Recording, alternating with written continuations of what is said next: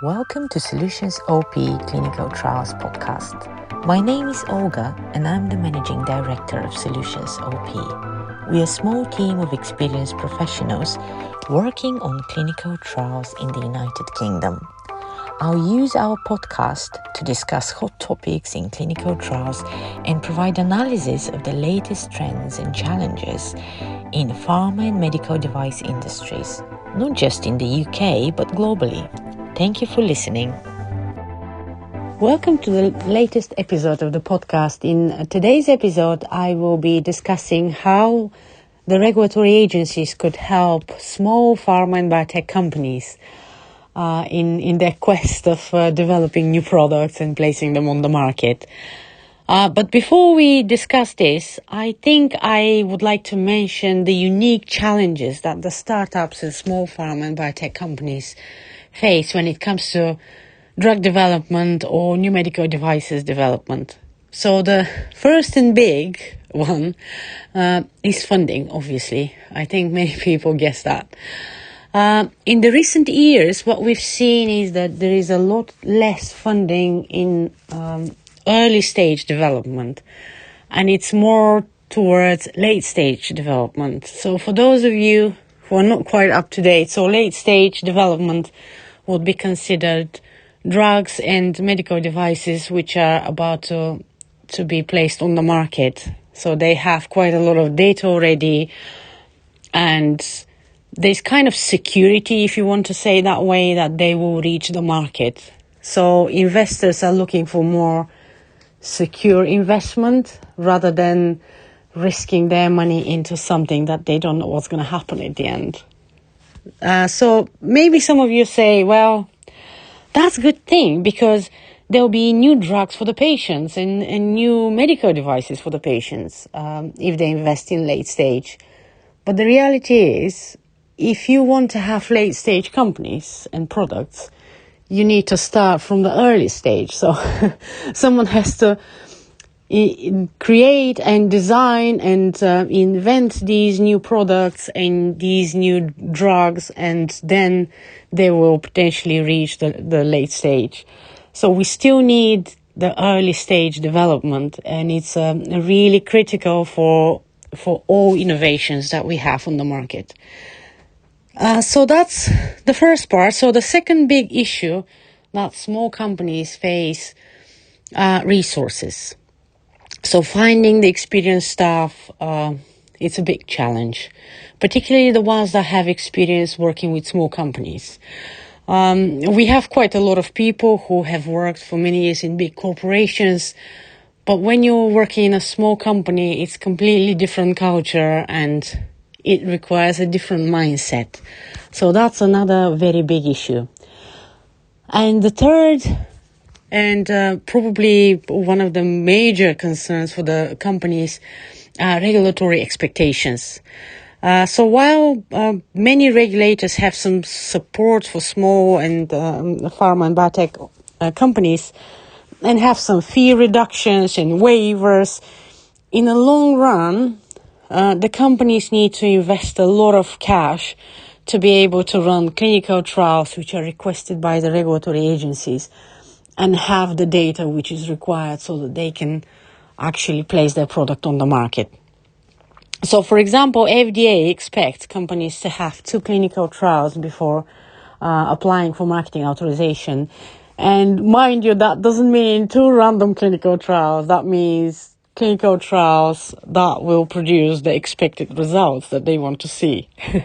So that's the little catch in the whole thing. But again, let's go back to, do we really need startups and small pharma and biotech companies? Do we really need to try and make it easier for them and help them? Well, the short answer to this is yes, we do. And the reason for that is we have these all big companies, pharma and biotech companies. Now, first of all, they didn't turn up big all of a sudden.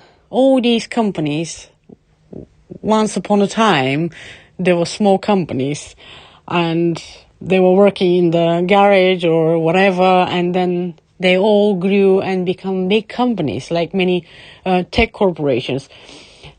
So in order to have these big companies and to develop new products, you definitely need to have startups, and you need someone who is very interested in the science. It's very interested in providing new products and developing and designing them. Another big challenge with the big corporations is once they become very big, they are very good at making money. They're very good. They have the expertise that they need. They're good with designing their studies and so on. But they're not so good with innovations. So what we see is a lot of these big companies and corporations, they tend to buy startups and smaller companies which have very interesting, exciting products that have a lot of potential, and they could, benefit patients. So that's why even big companies have interest of having these startups and having people coming up with new ideas. At the same time, there is another very big issue when it comes to drugs and medical devices. There are widespread shortages. So many drugs with expired patent face a lot of competition from biosimilars. There are many biotech companies that withdrew their devices from the market just because there's a lot of competition, or it's no longer cost effective to manufacture them. So we have this situation where we need new drugs. There are lots of rare diseases that need treatment. And we have at the same time shortages of drugs and medical devices.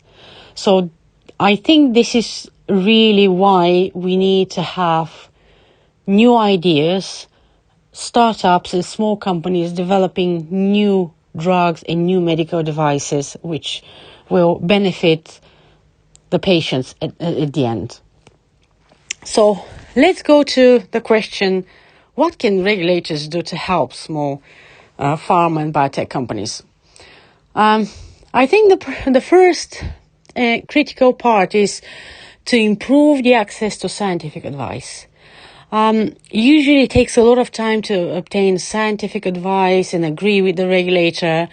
However, later on, once the company has the study and they start, there are additional challenges that they might want to discuss with the regulator, but it's not so straightforward to go back to these same people who gave you the advice and say, well, look, we discussed this and this with you, but now we are facing these challenges. So tell us, what do you think is the best thing to do? Because things like that happen, especially for those companies, and there are a lot of small companies that work in rare diseases.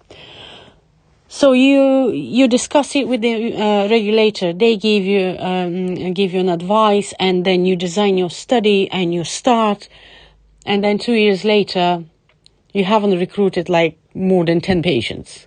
So, and you have a target, let's say, of 150. So obviously, in order for you to recruit all these patients that they want, you need years.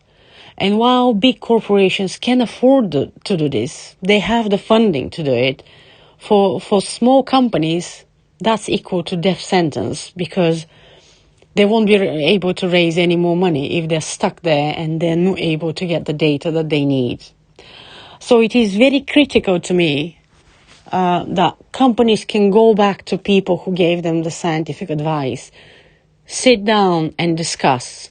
Say, okay, you advised this, we did it, this is where we are, what do you think is the best way, what we can do? Because the problem here is, once you have a study which you've set up and it's ongoing, it's really difficult to make any major changes and adjustments to the design. If you're making any drastic changes, that will be equivalent of a new study. So it's a very critical point for many companies, and I think it's really important that they have this communication with these people who gave them scientific advice. So if regulators can facilitate that, that will be amazing. It will be really helpful for these companies to be able to go back and say, okay, we tried and this is what we have and what can we do to continue and produce the results that you need. Another big thing that could be done is to allow the Me Too drugs and products using known classes of substances to reach the market quicker.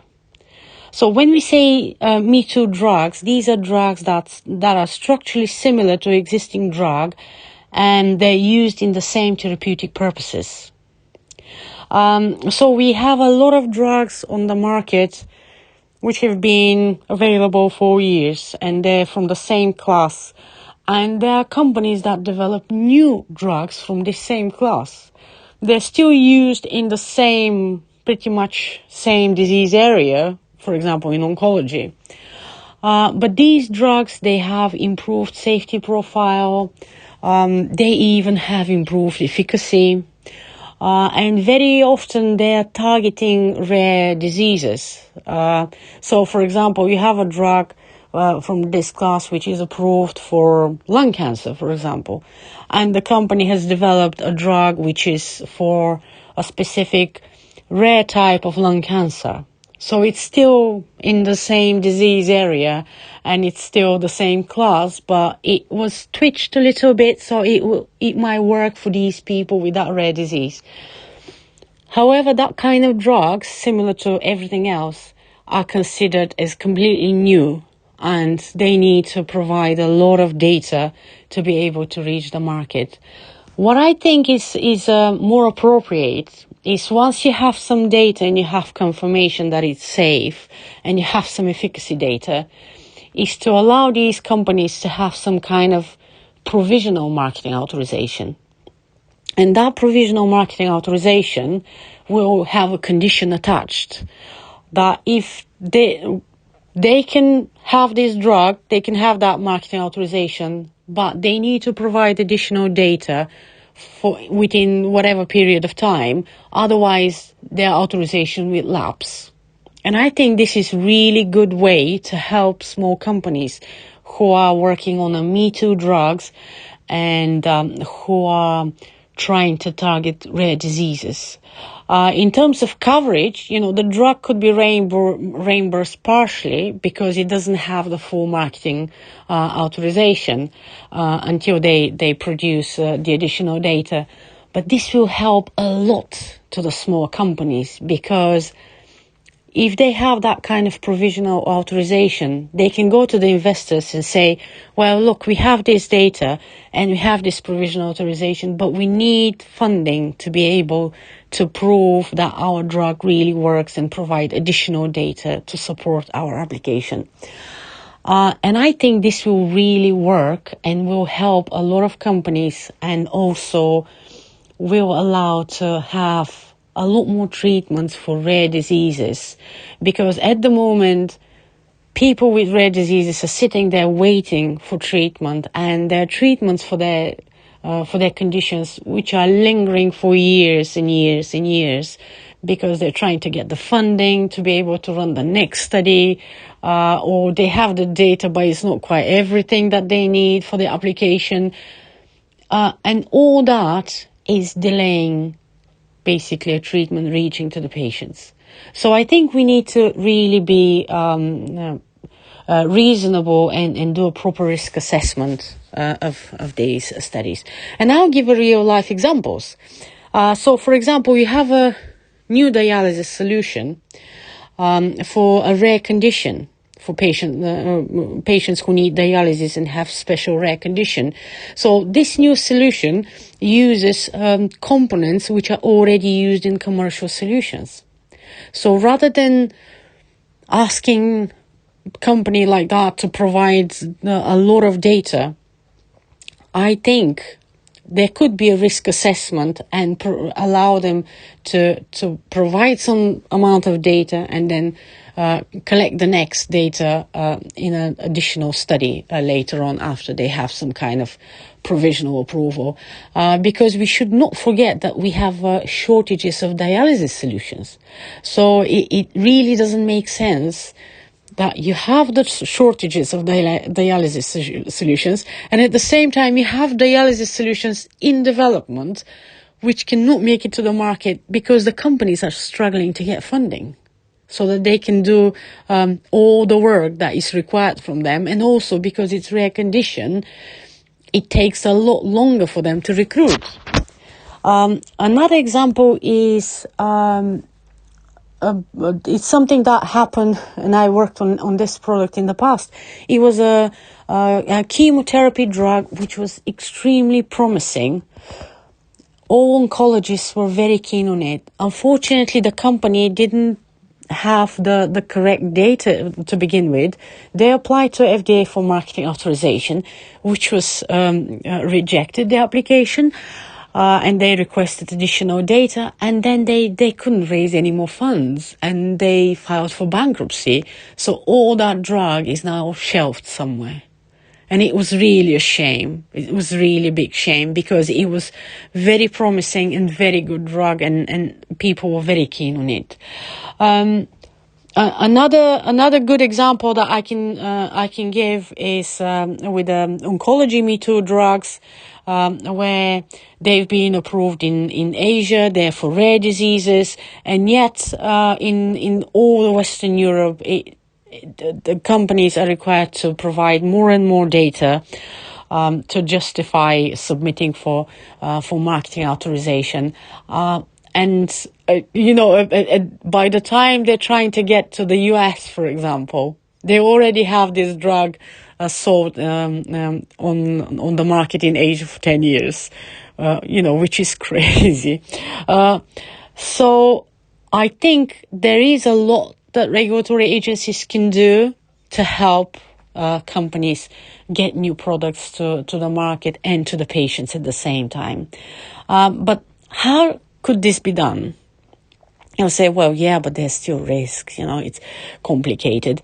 And I agree. Yes, of course, there are risks with new drugs, and you need to be sure that they're really safe, and you need to have data on efficacy. You can't just approve them like that. I'm not suggesting this in any way. But the regulators can create their own risk assessments, and they can assess different drugs and decide what kind of minimal data they need to be able to let them continue and have some kind of approval so that they can continue with their development, and the product will reach the patients, and the company will be able to raise funds so that they can continue and provide additional data. So I think the risk assessment is a very, very critical thing. But of course, there will be always unknowns, especially when we have the patients that we're dealing with. But we need to really consider the rare diseases and the amount of people who are just sitting there, need treatment, and there's absolutely nothing for them. And at the same time, we have to consider the shortages that we have with drugs and medical devices. So I think providing some kind of provisional marketing authorization would really be a good idea if it's designed very well, and this in combination with the risk assessment would allow to have more products reach the market quicker. But at the same time, you can still put this condition that they will not have the full approval and full marketing authorization before they provide the additional data to support the application. It could happen that they could provide the data which is not acceptable. In this case, their authorization could be revoked the same way as with many other therapies where they've been approved, and later on it was discovered that they don't really work, and then the marketing authorization is revoked.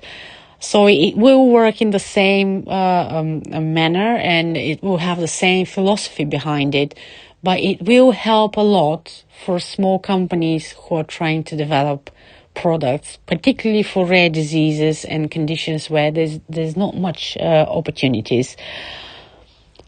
So what I can say at the end is, let's not discourage small and pharma and biotech companies from reaching the marketing authorization stage.